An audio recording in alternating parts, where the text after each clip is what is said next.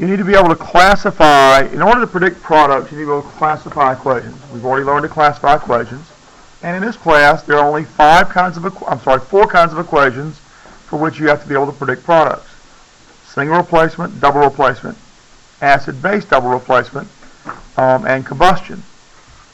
So we need to figure out how to identify these types of reactions with only reactants to start with. So the reactants will only tell you if there's a potential reaction, not if there is a reaction. Because for everything except combustion, you have to be able to figure out if there's a driving force or not. Well, really, acid-base, once you know it's acid-base, you know water is going to be produced, you'll have a driving force, okay? Now, a single replacement reaction will always have either a metal by itself or a halogen by itself, okay? So that's your clue. If it has a metal by itself or a halogen by itself, then you probably have a single replacement reaction, okay? Assuming that the other reactant is an ionic compound. It doesn't always work that way, but that's a really good clue. Combustion always has a hydrocarbon and oxygen as the reactants. Acid-base double replacement always has an acid, which has a hydrogen in the front, and the base, which has a hydroxide in the back. Yeah, it has to be the first one. Yeah. In this class. Organic acids we're not getting into organic acids in this class, okay? All right. Double replacement, you have to start with two ionic compounds. And so you have to remember from the last unit how to identify, actually the unit before that, to identify an ionic compound, okay?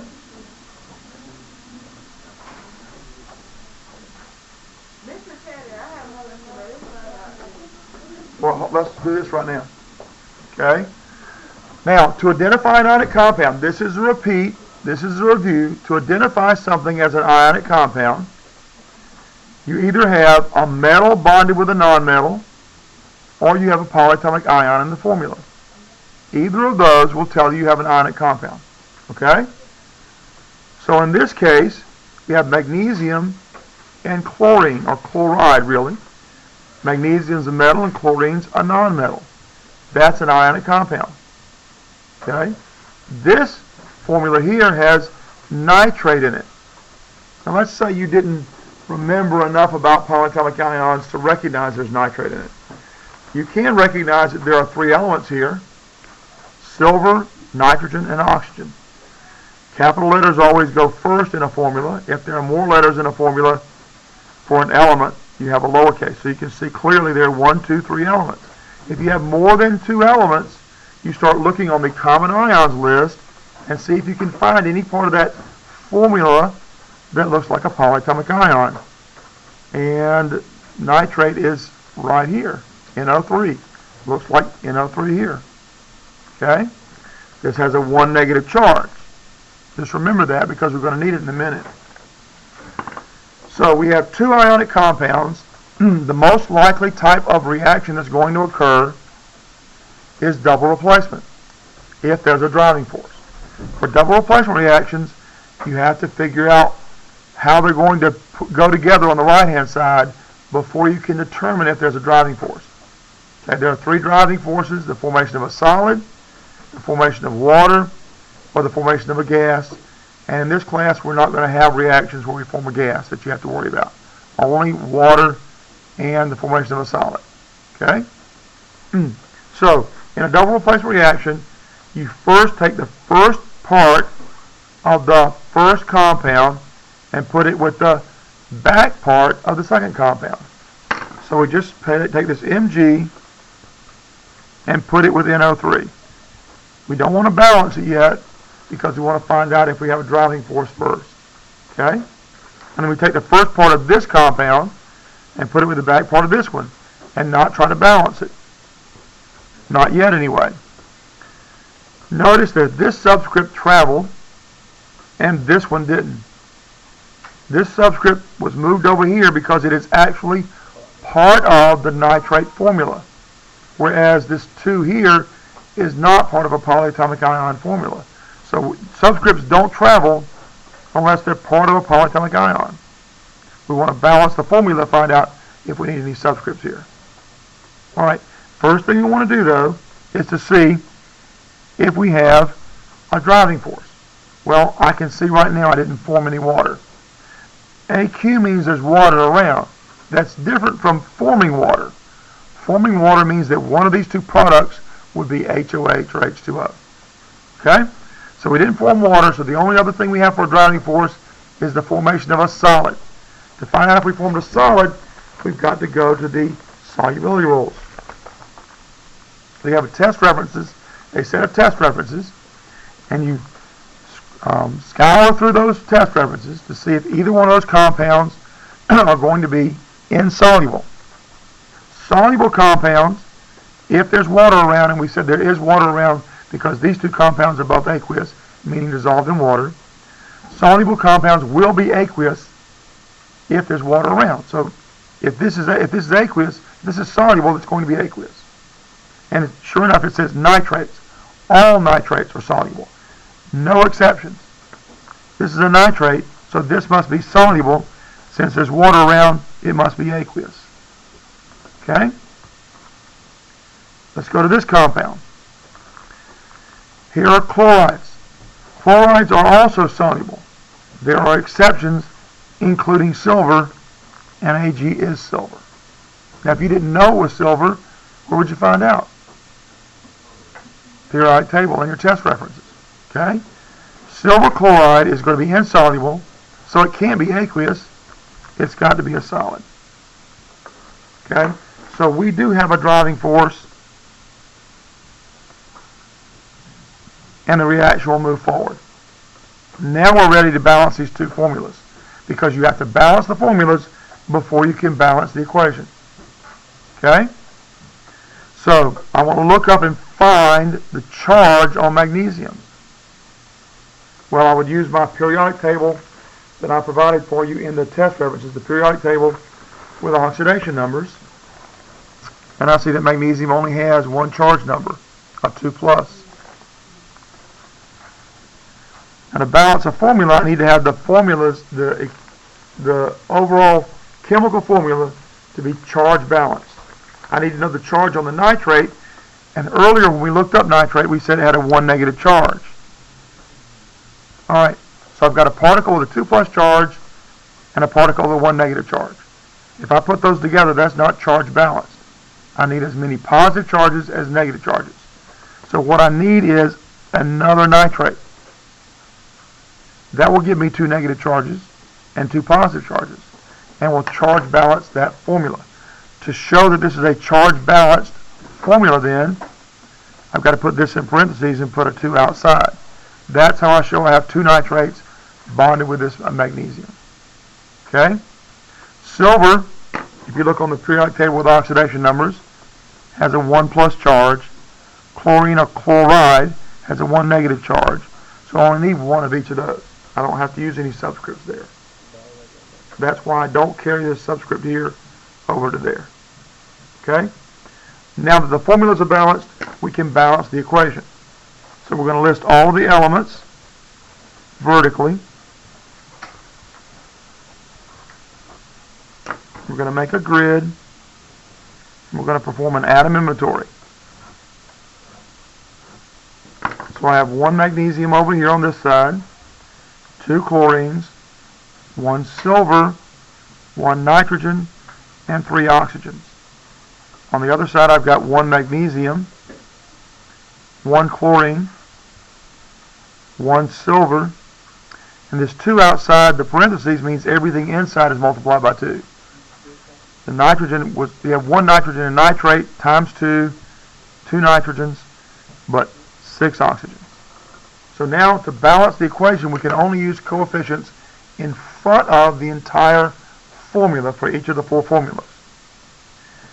We're going to start with chlorine. We always save oxygen for last. Start with chlorine. Since I've got 2 on this side, to get 2 on this side, I use a coefficient 2. And that's going to change the number of silvers and chlorines, or chlorides. And now I'm going to have 2 silvers and 2 chlorines. I've got only 1 silver on this side, so I need a coefficient 2 in front of this, which is going to change the number of silvers, nitrogens, and oxygens. And we count those, and I can see now I have 2 silvers, 2 nitrogens, and 6 oxygens, and now the equation is balanced. All right? Now that's for a double replacement reaction when there's a driving force.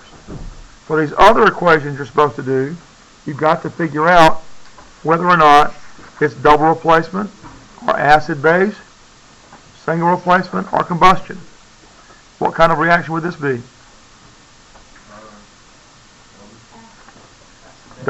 It's acid-base double replacement because we've got an acid here with a hydrogen in front and a base here with a hydroxide in the back. Yeah, that's what I was asking.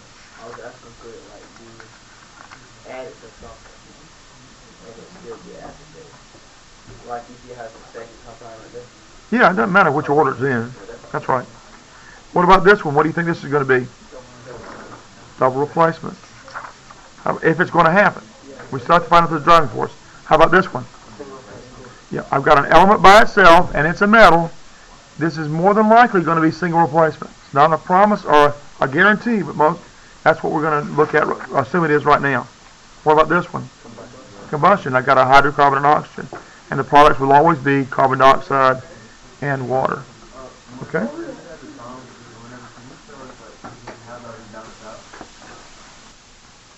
All right. So here we have rubidium hydroxide and sulfuric acid. And on the last test, you got to be able to identify compounds as being acids and name them. Okay? So that's a prerequisite to being able to do this, actually. So we know this is an acid because it has hydrogen on the front. Okay? Except for water, everything with hydrogen on the front we consider to be an acid, and even water, we found out, can sometimes be an acid. Okay? We looked at that activity series of metals, and we can see that in certain conditions, water behaves like an acid. All these elements from here up, and especially these elements from here up, when you combine those with water, the water behaves like an acid. Okay? Well, this is a traditional acid. It's an Arrhenius acid. And we have an Arrhenius base here, and we know it's an Arrhenius base because we've got a hydroxide on the back. So this is an acid-base double replacement reaction. Okay? And we know in an acid-base double replacement reaction we're going to form water. I pretty much already know I'm going to have a driving force. This reaction is going to go forward. Because if it's an Arrhenius acid-base reaction, I will make water, and forming water is one of the driving forces in a double replacement reaction. Okay? But let's double check. We've got to figure out the products anyway. All right, in a double replacement reaction, and we know it's ionic, by the way, because I've got a polyatomic ion here. We know this is ionic because I've got a sulfate ion here. Anytime you have a formula with polyatomic ions, you know that compound is ionic. And if you don't know, just looking at it, go to your list of common ions. If you've got a compound with more than 2 elements, look through here and see if you can find something that looks like it. And sure enough, there's hydroxide down there, and that's hydroxide in the formula. And if you look carefully, there's sulfate, and sulfate's down here too. There it is down here, SO4 is 2 negative. Okay? All right. So then, if this is double replacement then, the front part of this compound joins up with the back part of this one, and the front part of this one joins up with the back part of this one. Okay? So then this compound here is going to be rubidium joining up with sulfate.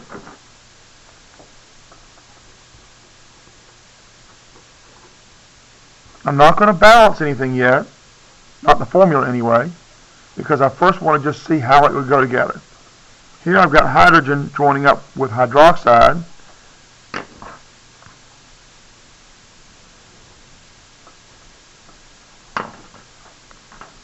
And we write it HOH. It's just easier to do it that way because it started with an H here and an OH here. Okay?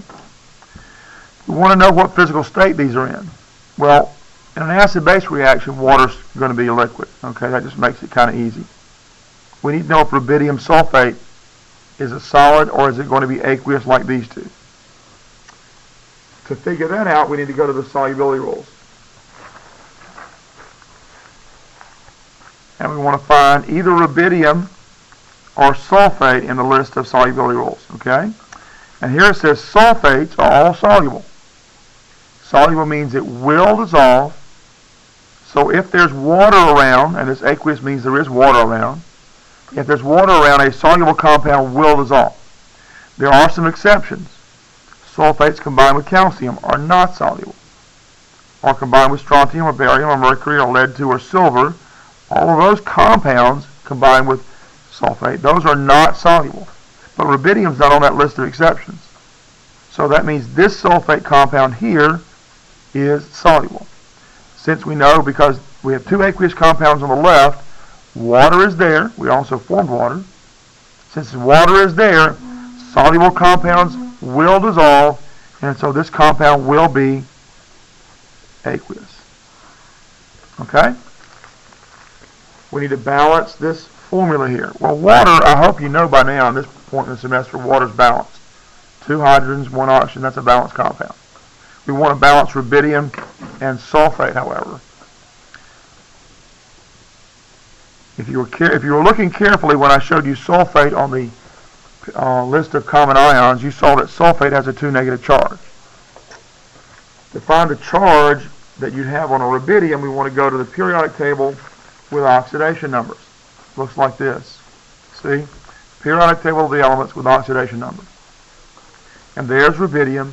We see rubidium has a 1 plus charge. So we want the formula to be charge balanced. If I have a positively charged particle and a 2 negatively charged particle, that's not charge balanced. I need more positive particles to balance out that 2 negative.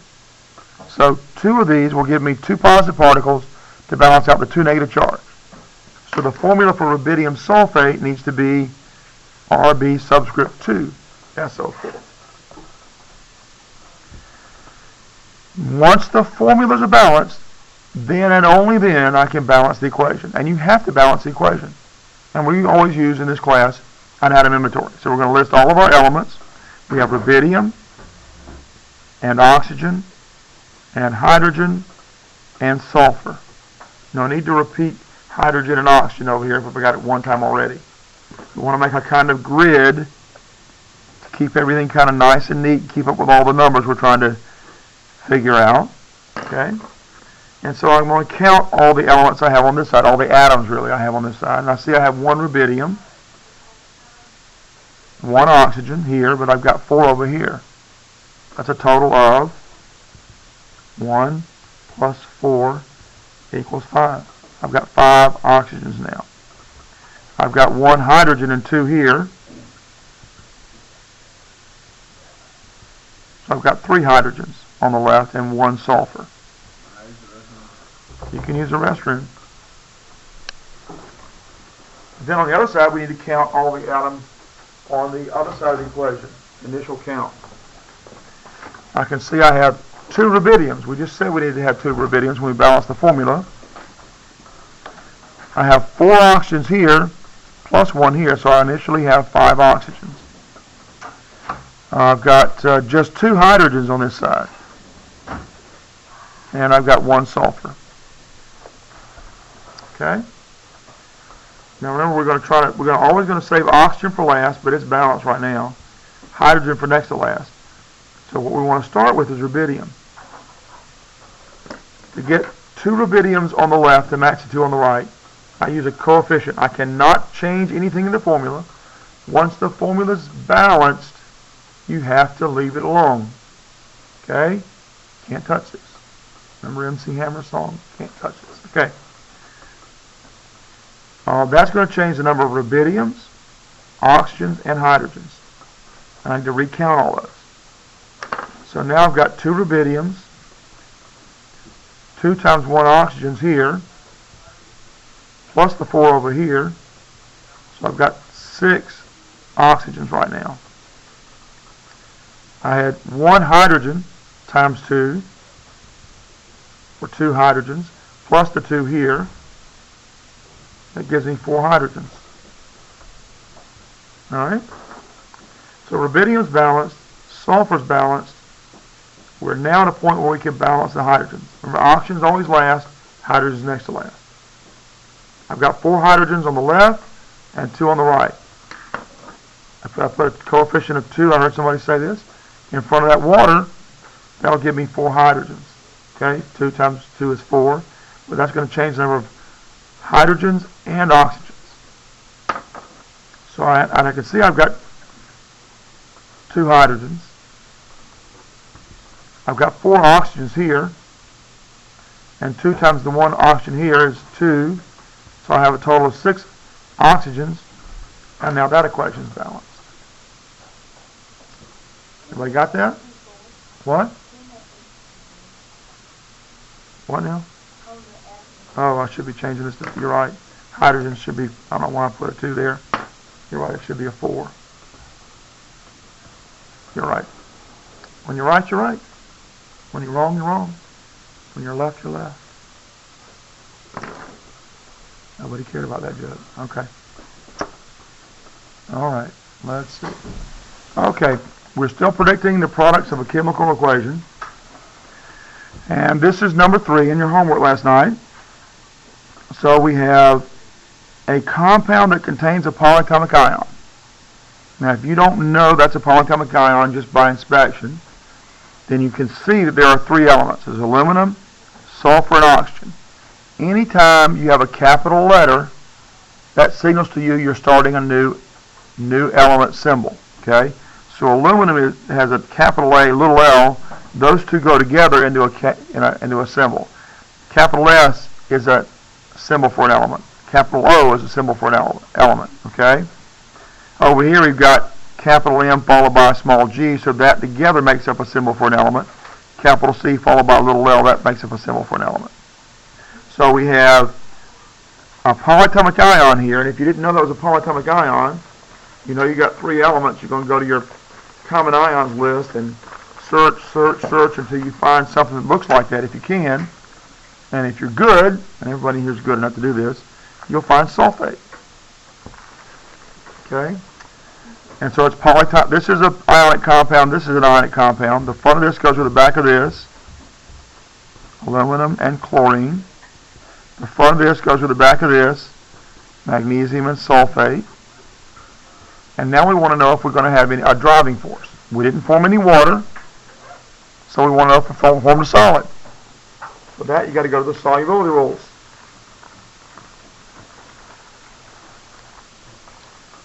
In the solubility rules, I look at chlorine down here, and I see that all chlorines are soluble. There's an exception for silver, lead, and mercury, but this is aluminum. So this is going to be soluble and therefore aqueous because there's water around. There's aqueous over here. Look for sulfate down here. It says sulfates are mostly soluble. There's some exceptions, but magnesium is not one of the exceptions they list here. So this is aqueous. Well, what does that mean? It means we have no driving force. If we have no driving force, then what do? No reaction, and we go to the next problem. Okay? Does that make sense? Alright, so we're out of time in this class. I will try to record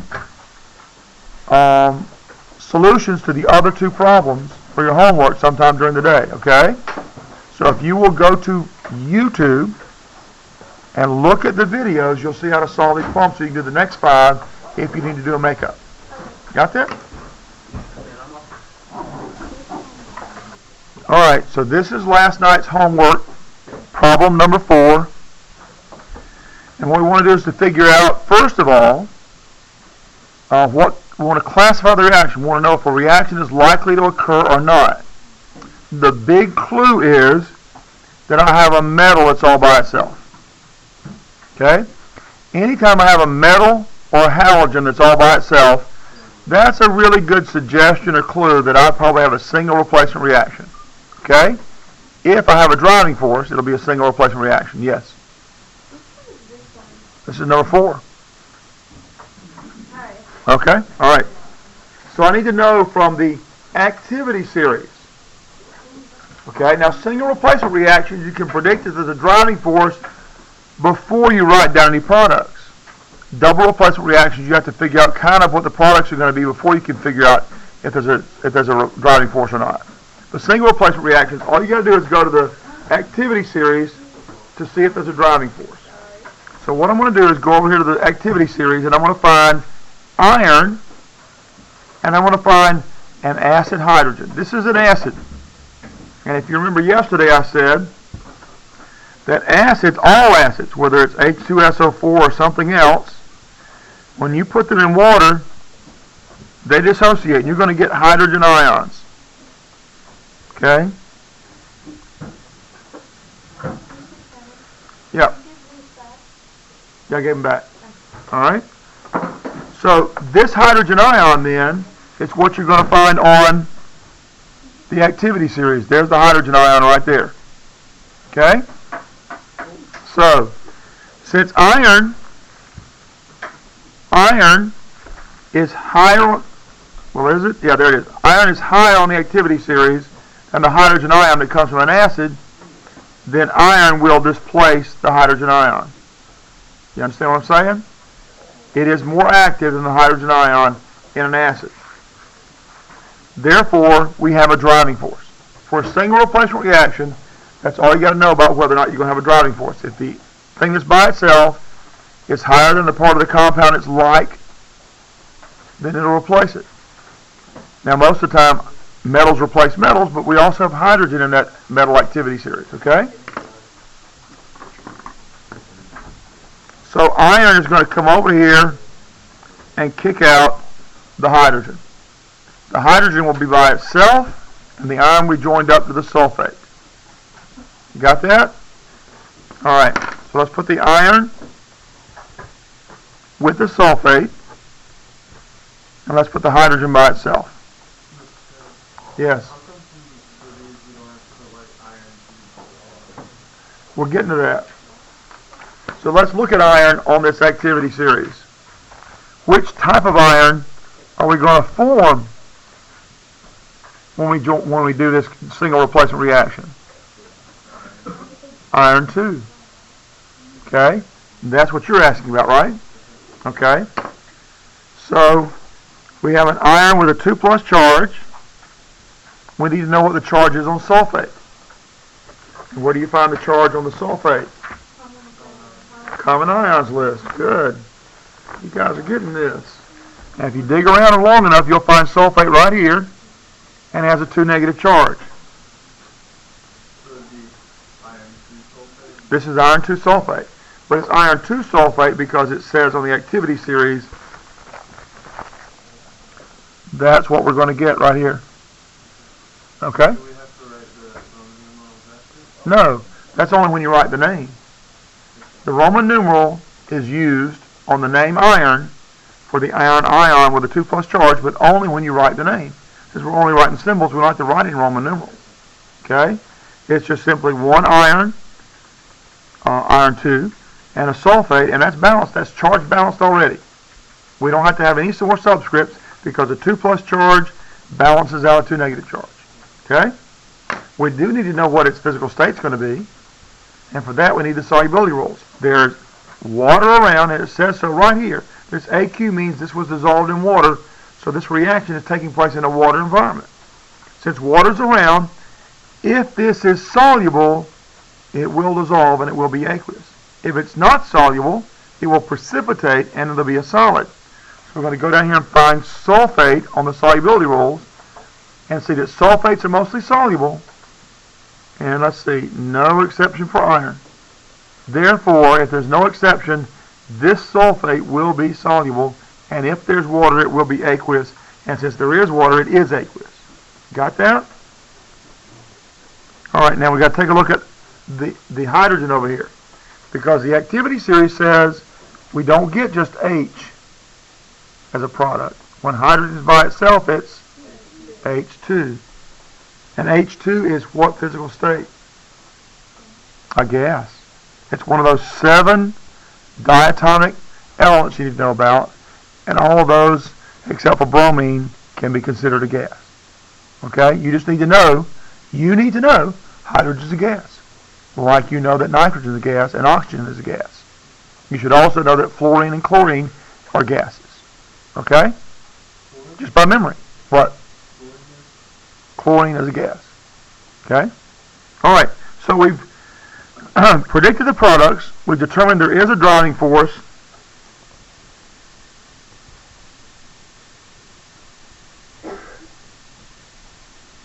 And now we're ready to balance the equation.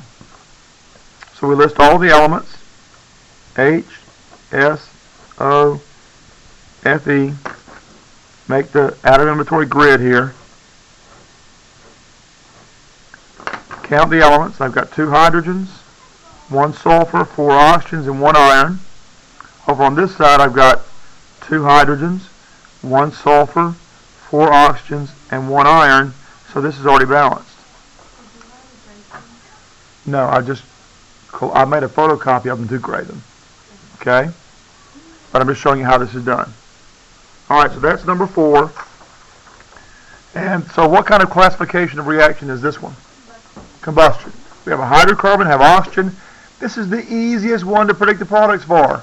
This is so easy. Okay, what are the products for this? CO2 and H2O. And their physical states are easy too.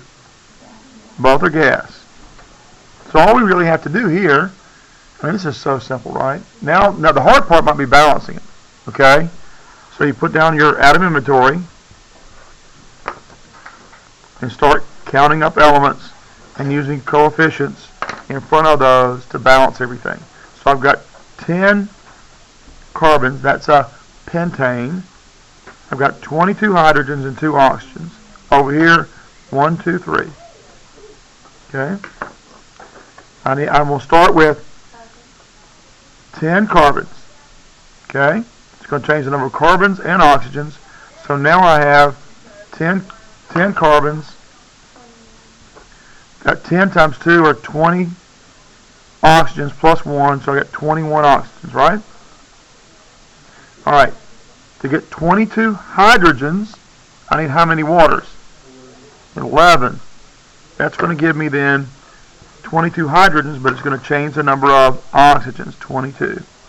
So let's see, I've got 10 times 2 are 20 oxygens here, plus 11 here. I've got 31 oxygens, don't I? Now I got that thing where I got an odd number on this side and an even number on this side, and then because of this subscript 2, there's no way I can get anything but even numbers for the oxygen on the left. So what do? I go through and multiply every coefficient except for the one in front of oxygen by 2 and recount. So let's see, I've got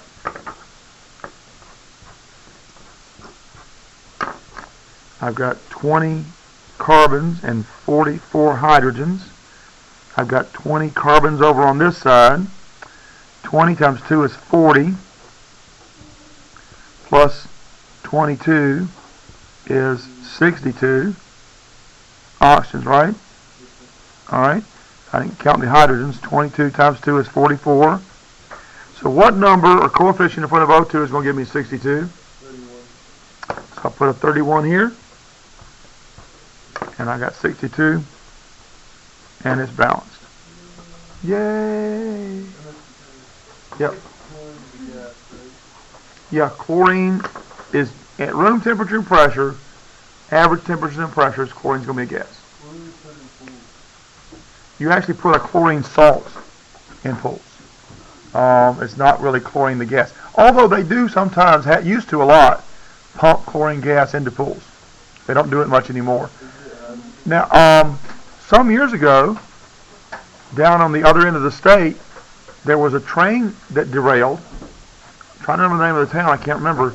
And it released a bunch of chlorine gas. People died, some people have permanent injuries. It's nasty stuff.